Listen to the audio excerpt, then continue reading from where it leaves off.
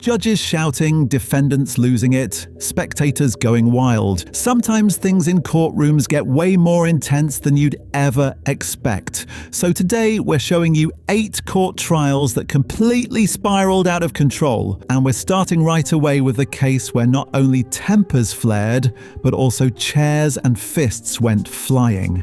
During this trial in the US state of Ohio, a man named Antonio Hughes suddenly launched himself at the defendant right in the middle of the courtroom and started beating him.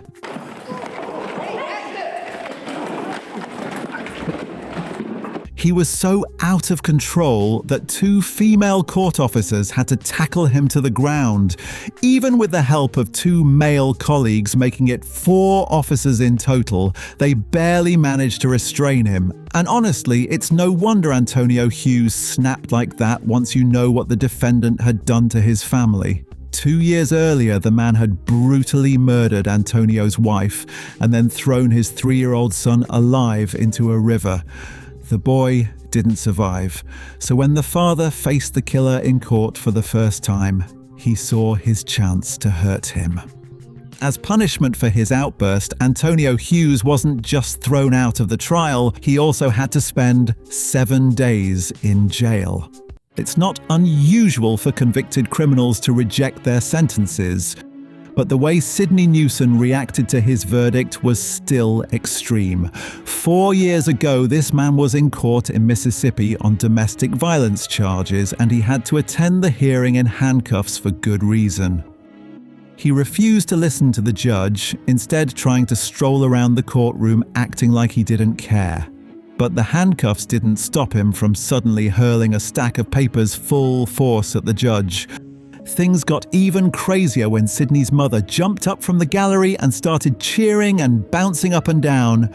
In all that chaos, a court officer tried to wrestle him to the ground but failed.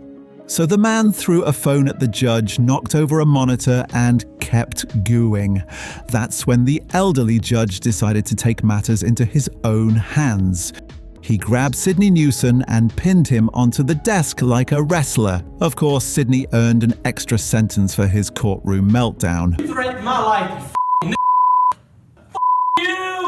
you suck my Again, removing McCarti from the scene did nothing to calm him down. Even though most of what Alan McCarti Jr. said here had to be bleeped out, you probably got the idea. It was completely inappropriate, so it won't surprise you that he got a hefty extra sentence for insulting and threatening the judge, on top of his original punishment. But the wildest part is why he was on trial in the first place. He was accused of insulting and threatening another judge during a previous case. That earlier case? It was actually just about a custody dispute. But thanks to his behavior, Alan McCarti Jr. ended up with 2 convictions for making death threats and insulting judges. Manson Bryant also would have been better off just keeping his mouth shut in court. His case shows how much power US judges have to adjust sentences on the spot. In this trial a few years ago, the real escalation wasn't so much his behavior, but the sentence itself. After being found guilty of robbery, kidnapping, and burglary, Bryant was sentenced to 22 years in prison. He started yelling, calling the judge a racist, and hurling insults at him. You racist fuck! You racist fuck! He in 22 fucking years! Racist bitch! You ain't shit! You never gave me probation! Wait a minute. You never gave me a chance! He never got physically violent, but that was enough for the judge to bump his sentence up on the spot by an extra 6 years. So because of his emotional outburst, Bryant now has to serve 28 years instead of 22. Next up, a trial that spiraled out of control before it even began, and proof that some defendants can even alienate the very people trying to help them.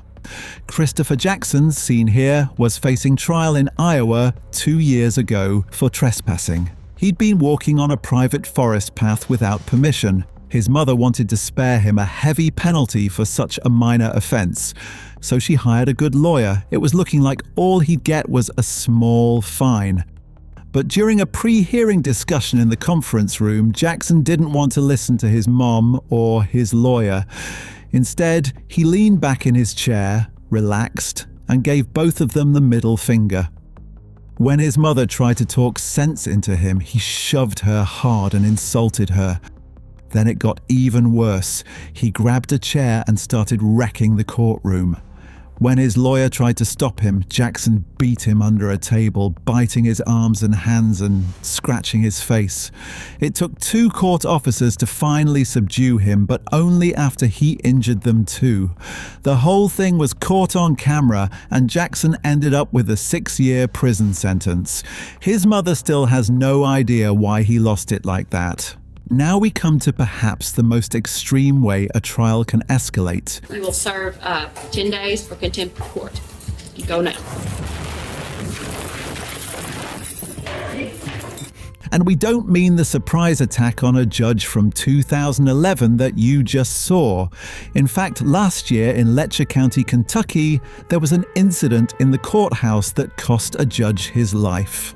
In September, before a hearing, District Judge Kevin R. Mullins was meeting privately with County Sheriff Sean Steins. In the middle of their conversation, the sheriff suddenly pulled his service weapon and shot the judge. Even more shocking than the murder itself is the fact that to this day, Sean Steins has never explained his motive. And yes, there have also been deadly incidents inside US courtrooms. In 2014, for example, security officers in Salt Lake City shot and killed a defendant after he attacked a witness. The next trial on our list spiraled out of control in a completely different way. In 2019, during the trial of Leonid Greiser, a Satanist in Russia, the court had already put strict security measures in place. The 18-year-old was accused of brutally killing his own sister on Satan's orders and was considered extremely dangerous. Instead of a regular defendant's seat, he was placed inside a reinforced glass box. But during the trial, Gracer tried to squeeze himself through a tiny slit in the glass to escape. When that didn't work, the flexible defendant climbed up and out through the top of the box and nearly made it out through the ceiling panels.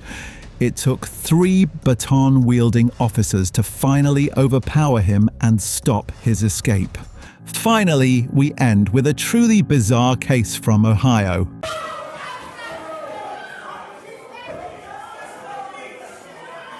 The woman being dragged out of the courtroom here while her supporters shout loudly is, believe it or not, a judge.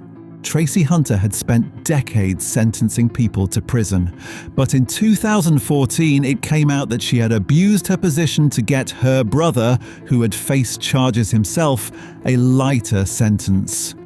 That day, instead of passing judgment, she was the one being judged by another judge and sentenced to 6 months in jail. After the verdict, Hunter staged this undignified protest, which of course didn't help her. She had even rallied loud, disruptive supporters from her African-American community to claim she was being discriminated against because of her race, but that didn't change her fate. Let us know in the comments which case was the most extreme. Let us know in the comments what you think about these cases.